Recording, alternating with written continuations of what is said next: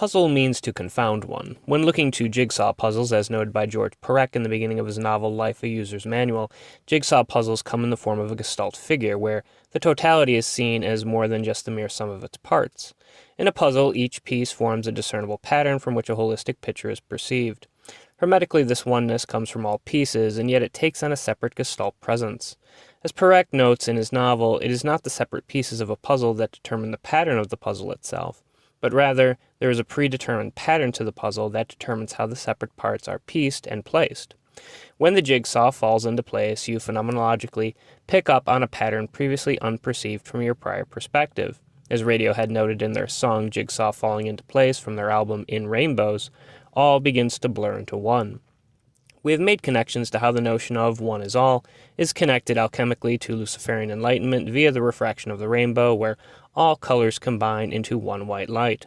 Similarly, from the opposite perspective, one white light refracts all colors, which contains within them endless Bergsonian durations, understood intuitively, allowing for infinite expressions in terms of subjective time, where Deleuzian plurality via endless difference equates to a monism.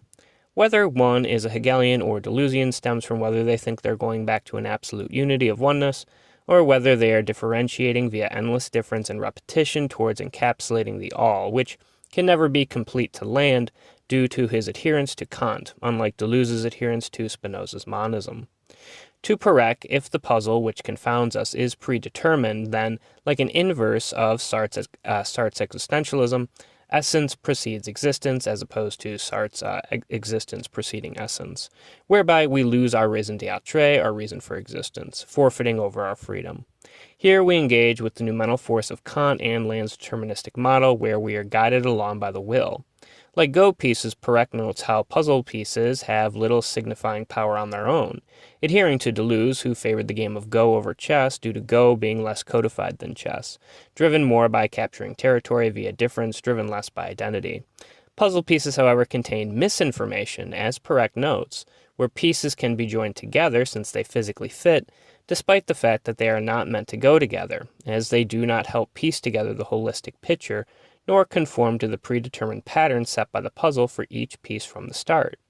The great puzzle of life is seeing the greater and bigger picture, which has been decided or predetermined by the person who made the puzzle.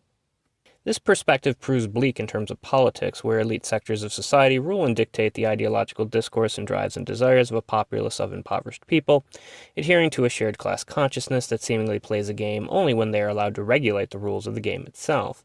No clearer case of this can be seen than with the current Epstein crisis, where justice, as Thrasymachus noted, serves the stronger. Producing puzzles which confound the masses of poor working-class people so long as they can control the holistic picture and patterns of the separate pieces themselves. Thus, society becomes akin to a rigged game where one must cheat so as to have a fighting chance. Here, one can deny the will of the world, as Schopenhauer sought to do through a sense of asceticism, since in the Buddhist sense, desire is the source of all suffering. Oppositely, to Deleuze and Guattari adhering to machinic desire, escape was to be had in altering the flows of desire in capitalistic systems via capitalist eros, breaking down organized psychic or psychoanalytic structures via deorganized schizophrenitization through the body without organs, akin to the agorogloides.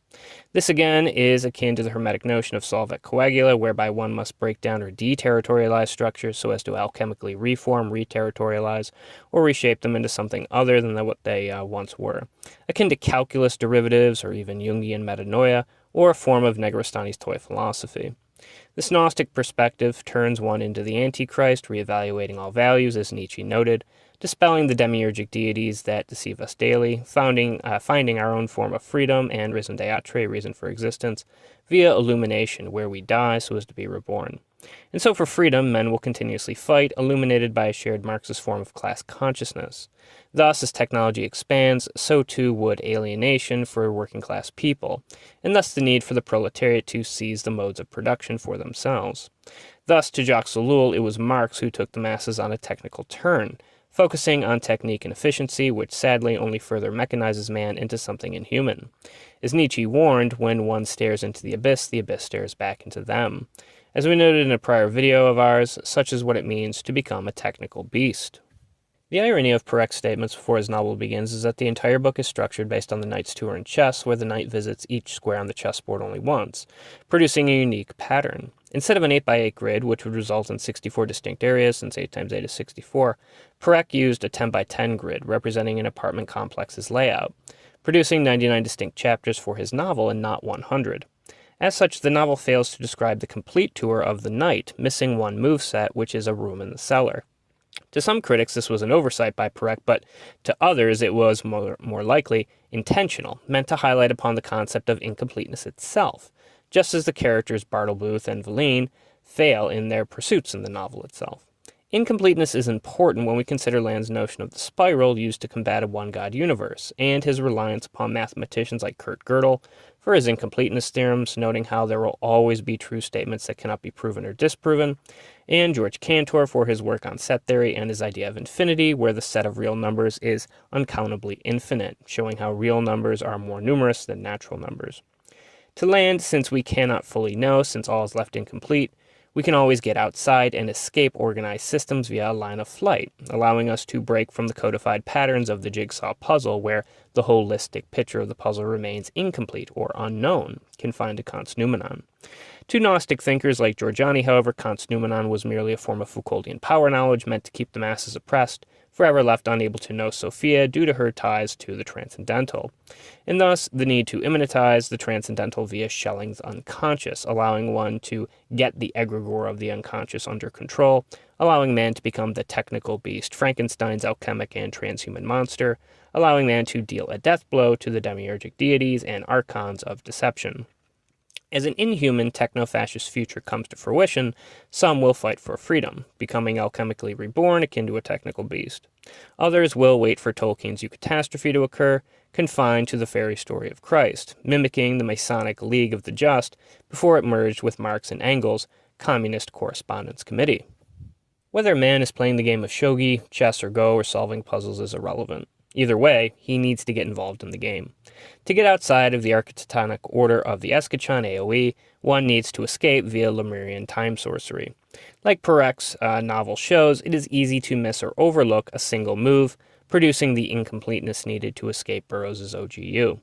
Mark Fisher noted how King's Overlook Hotel leads us to look over things that may have been missed, where our promised futures never came to fruition, leading to a hauntological state. Nostalgia via retro realities allows capitalism to sell us back our own memories, allowing the past to exist at present. Time, again, as noted with Bergson or Augustine, becomes subjective in this sense. As Samuel Beckett noted in Endgame, man is awaiting for an end which never comes, living in an endless cycle of death and rebirth, endlessly becoming other and evolving onward, heading down the road of history, making life seem absurd in an existential sense. However, when a pawn reaches the other side in chess, it can become another piece, redefining its identity, choosing how to be codified. And yet, as Jans Timman noted, in order to prevent stalemate, and so as to keep the king in continual check, one must at times become a specific kind of piece. As man becomes other, he will need to recodify himself for sake of his own survival. That, or perhaps he will seek to merely become the most powerful piece, and in doing so destroy his chances for a checkmate. More simply stated, people, as pawns, will not only need to be promoted by becoming other, reaching the opposite and extreme end of the board via a limit experience, but they will need to work together strategically via a shared class consciousness to overcome the elite's oncoming assault where pawns are sacrificed. More importantly, they will need to become active players in the game itself and not mere pieces. Misinformation can be used to get the masses to mismatch their puzzle pieces, so they are unable to see the holistic picture of how they are being manipulated and exploited by the ruling masses. Similarly, the masses can connect the pieces of the puzzle in a manner that does not suit the picturesque view that elites envision and wish to see manifested by the masses. Desire, we must remember, works both ways. Abrahadabra is the word of double power to Crowley, just as the lobster god to Deleuze has double articulation via deterritorialization and reterritorialization. Solvet Coagula 2 works both ways. People, seen by elites as pawns, can always be promoted to a new place, just as Marx envisioned with the proletariat seizing the means of production. Marx was a good chess player after all, seemingly predisposed to go for gambits. While it will be an inhuman turn focused on Lullian efficiency, as Emanuel Lasker noted, struggle is a primary component in all facets of life. And as Perec noted, all the user manuals given to us which tell us how we should operate in life are always left incomplete. In the existential sense, it is not predetermined for us to follow. We are thus free to make our own meaning, to make our own manuals. Like how the media uses misinformation to control the masses too can use misinformation to their own advantage, turning fictions into facts. All it takes is a few confounding and schizophrenic puzzle pieces to combine into an improper pattern to change how the holistic and paranoid gestalt picture is portrayed.